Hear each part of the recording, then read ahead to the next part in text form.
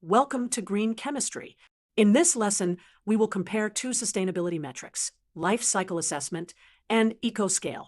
We will explain them chemically, mathematically, statistically, and graphically using a concrete reaction example. Life cycle assessment adds up impacts across stages like raw materials, synthesis, solvent use, transport, and waste treatment.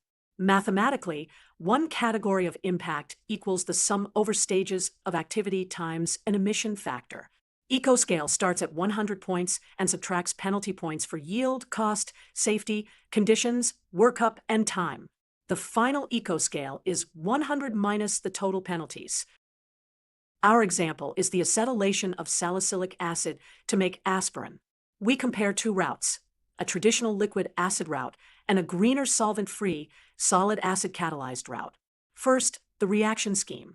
Now the mechanism idea. 1.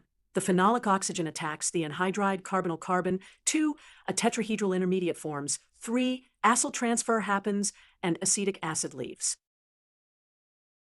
Now, a quick calculation.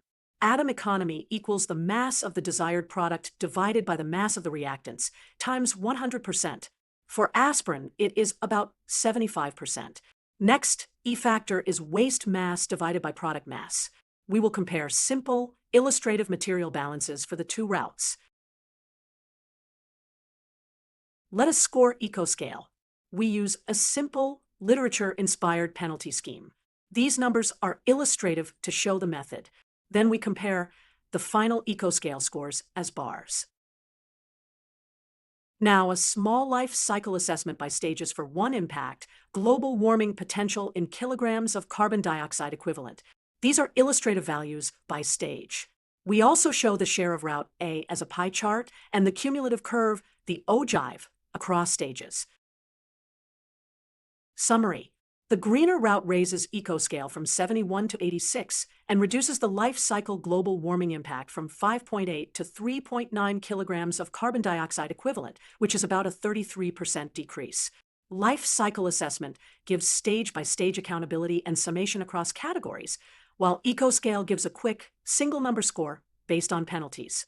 Together, they provide complementary views for greener process decisions.